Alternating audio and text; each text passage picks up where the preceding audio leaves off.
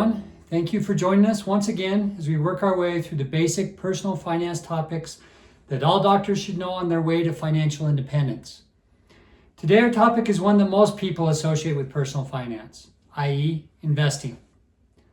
Word of warning though, if you're looking for a specific investment advice, as in what stock should I buy that will lead me to becoming rich, you're going to be disappointed. Instead, these lectures focus on general education about investing, risk, asset classes, and the principle of compounding interest. For specific advice related to your personal situation, I encourage you to speak with a certified financial planner. The decision about where to invest your money carries many nuances that would require someone to understand your entire financial picture, your risk tolerance, and your timeline for when you plan on using that money. Anyway, all that being said, let's get started. There's a lot to cover in this topic, and so to keep the video shorter, I'm going to divide it into two parts. In the first part, we're going to focus on some of the core principles about investing, such as compounding interest, risk and reward, and asset class volatility. In part two, we'll talk more specifically about what kind of investment options are out there and how to decide which ones are right for you. A quick reminder about what we are aiming for and why we are investing in the first place. If this is your first video with us, I encourage you to pause the recording and read through these bullet points, or go back to the first lecture in this series, Creating Good Money Behaviors, where I talk about these in more depth. And here again is our list of mileposts along the journey to true wealth. We're about halfway there. Jeremy Siegel, a professor of finance at Wharton School at the University of Pennsylvania, and the author of Stocks for the Long Run, the definitive guide to financial market returns and long-term investment strategies, concluded that investing in common stocks is the greatest wealth generation tool of all time. Two of the greatest investors of all time, Warren Buffett and Charlie Munger, note that the most important variable is time, or investing with a long-term view. Buffett says the stock market is a device for transferring money from the impatient to the patient. And Munger gives a similar assessment. The big money is not in the buying and selling, but in the waiting. In other words, the thing that is the most important is not timing the market, but time in the market. Warren Buffett, one of the richest men in the world whose net worth is now over $133 billion, made more than 99% of his money after the age of 50. Is that because he finally figured out how to beat the system? Not necessarily, although he is certainly smarter than most of us when it comes to selecting quality investments. If you ask Buffett himself, now age 93, he would tell you that the biggest key to his success was being consistent and staying invested for more than 7 decades. This is a lesson on the power of compounding interest. This chart helps to explain the power of compounding interest on a regular investor, non-Buffett scale. The font is small in the chart, so let me explain it, and I'm going to disappear for a while so you can see the charts easier. You're welcome. If you were to start with nothing at age 21, the green line, and invest $100 every month for 20 years until age 41, you would have invested a total of $24,000.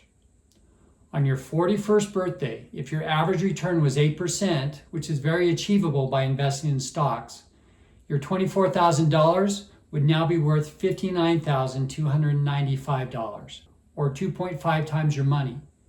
Not bad, right? Now imagine that you do not invest another dime, but you allow that money to continue to grow at that rate of return. By the time you are 67 and ready to retire, that same $24,000 investment is now worth $471,358, which is almost 20 times growth. Now, to show how important the time factor is in total returns, let's imagine that instead of investing that $24,000 starting when you were 21, that you started at age 47 instead, and you do the exact same thing, meaning $100 per month for 20 years at 8% return. This is the dark blue line on the chart. When you retire, the money is only worth $59,295. So the difference between those two outcomes is that investing earlier resulted in 8 times more money than investing later, with everything else being equal. The only difference is time in the market. Let's extrapolate even further. Imagine that you are the 21-year-old investor and you leave this money alone and don't spend it at retirement, but let it keep growing until you're Warren Buffett's age of 93. How much do you think it would be worth now? The answer is $3,486,330.25. Pretty amazing, right? It didn't take any fancy investment strategy other than parking those investments in a stock index fund that matched the market and averaged 8% return over those years. That is the magic of compounding interest. It means that the money that you are making on your original investment of $100 a month is now making money on itself too. As long as you automatically reinvest the returns, the growth curve follows an exponential pattern, not a straight line. This is another graph that shows you the different growth curves based on different expected returns. The higher the return, the more exponential that curve is, right? This shows an initial $10,000 investment over 40 years with returns ranging from 1% up to 10%. If you make a 10% return, that money grows to $450,000. If you make a 1% return, it's only $14,888. And keep in mind that the average inflation rate over the last 100 years is around 3%. So you need at least a 3% return to be able to buy the same amount of stuff with that same money in the future. So we have a lot of different ways to invest our money, right? Well, not all investments are created equal, both in terms of risk and in terms of expected returns.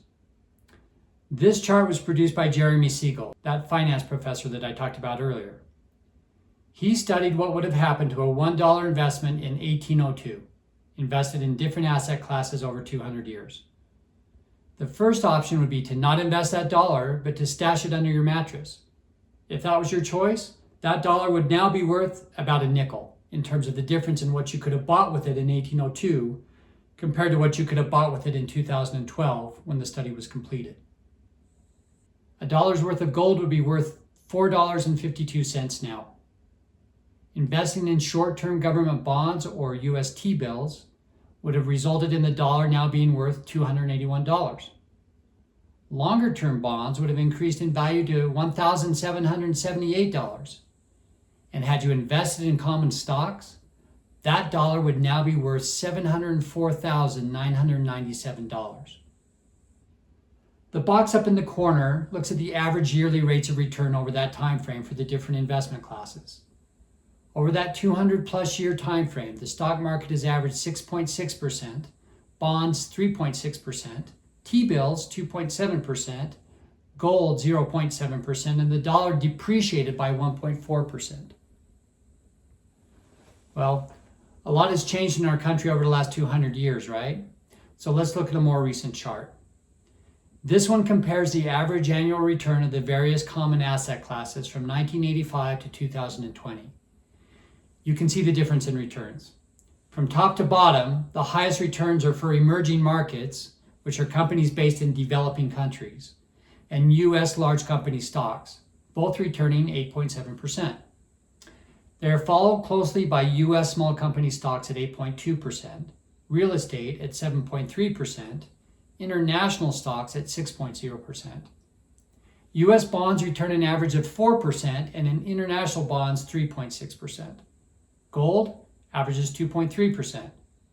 Cash returns only 0.7%, and in this data set, wage growth was 3.51%. The point is that it matters what you invest in terms of what kinds of returns you should expect. So that begs the question, given the results of the previous chart, why would anyone invest in anything besides US large company stocks or emerging market stocks, given the higher average returns? This introduces the concept of investment risk. In investing, risk and reward are tied at the hip. Higher returns come with a price. What is that price? It's the higher chance that you could actually lose money on that investment. That's how we define risk. It's the possibility of a bad outcome. Investment risk is measured statistically by standard deviation, which is an indicator of the amount of volatility around the average or the mean. The more volatile an investment, the larger the standard deviation. Or simply put, the more ups and downs of the investment return. A highly volatile investment might have a great return one year, but an equally bad return the next year, where the investment actually loses value.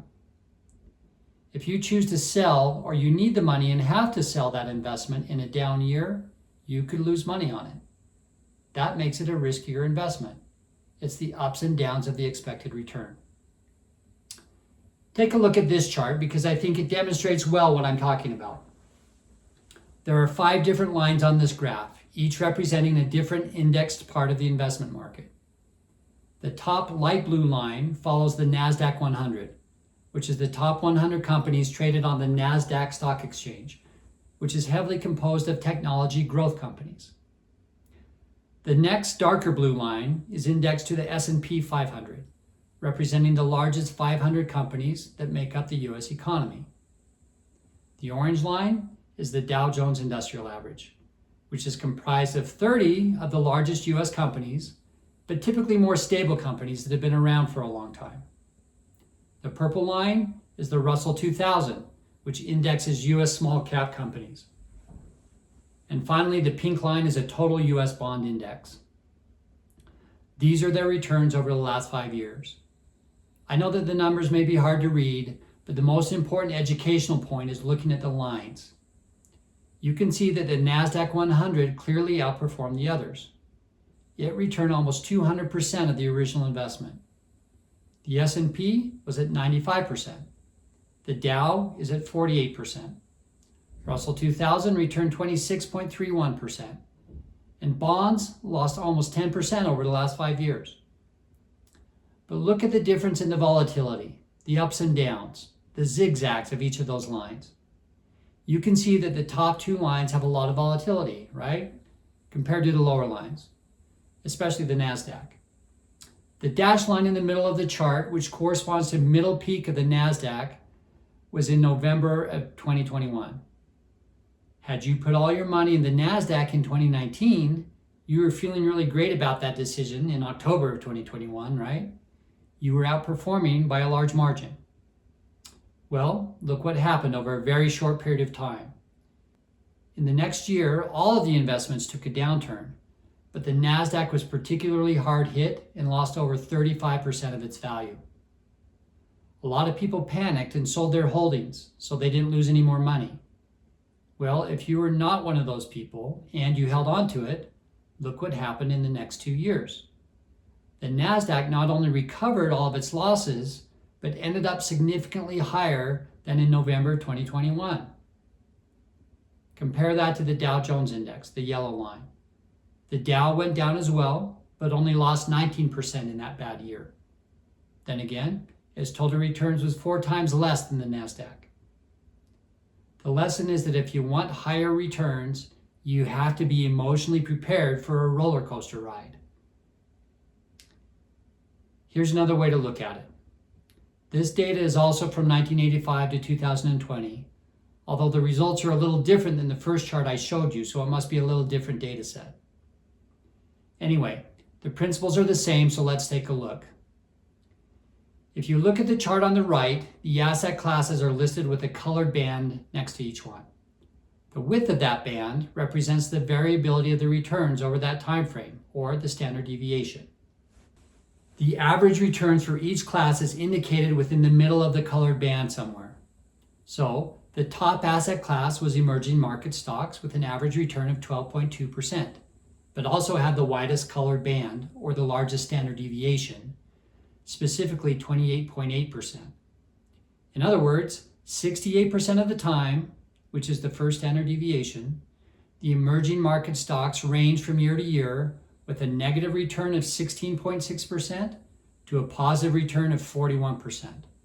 The worst year was a loss of 52.8%, and the best year was a gain of 71.5%.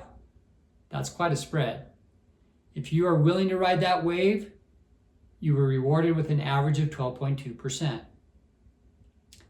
As you go down the chart, you can see how in general the width of the colored band decreases, but so does the average return. The table on the left shows you the numbers. So what is ideal is a relatively higher return for a relatively lower standard deviation. For example, if you compare US large cap stocks with internationally developed market stocks, the US large cap gets a higher return of 9.6% compared to 7.6%, but had a lower standard deviation. So that would be a relatively smarter investment. Look at gold. The average return is 3.2, but its standard deviation is still quite high at 14. You would have done better with bonds, but with a significantly lower risk. Just a word about inflation risk. The average inflation since 1985 has been 2.72%. So to maintain the buying power of your money, you need for it to grow by at least this amount. If you invest in cash or cash equivalents like savings accounts, CDs, T-bills, etc., you would have only made 0.7% over that time frame. You are not beating inflation.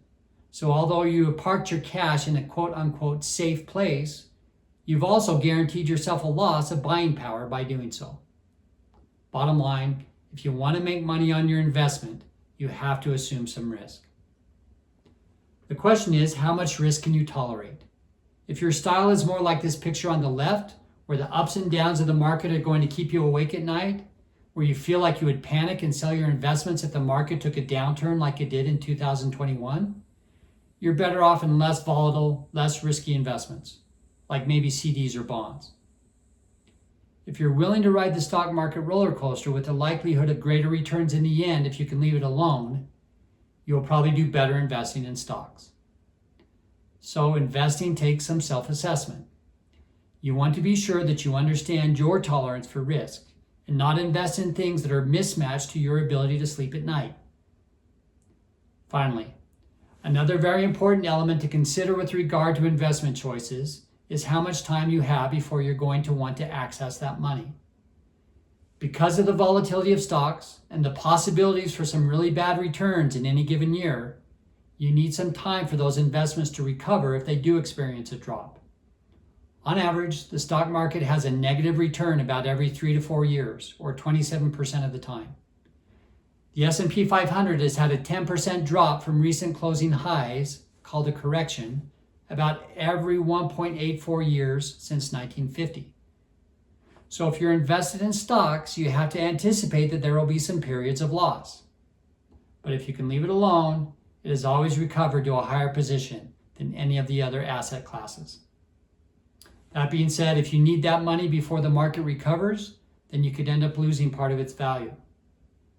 So a good rule of thumb is that if you don't need the money for 10 years or more, you can invest it aggressively in stocks and are likely to do better than any of the other choices in total return.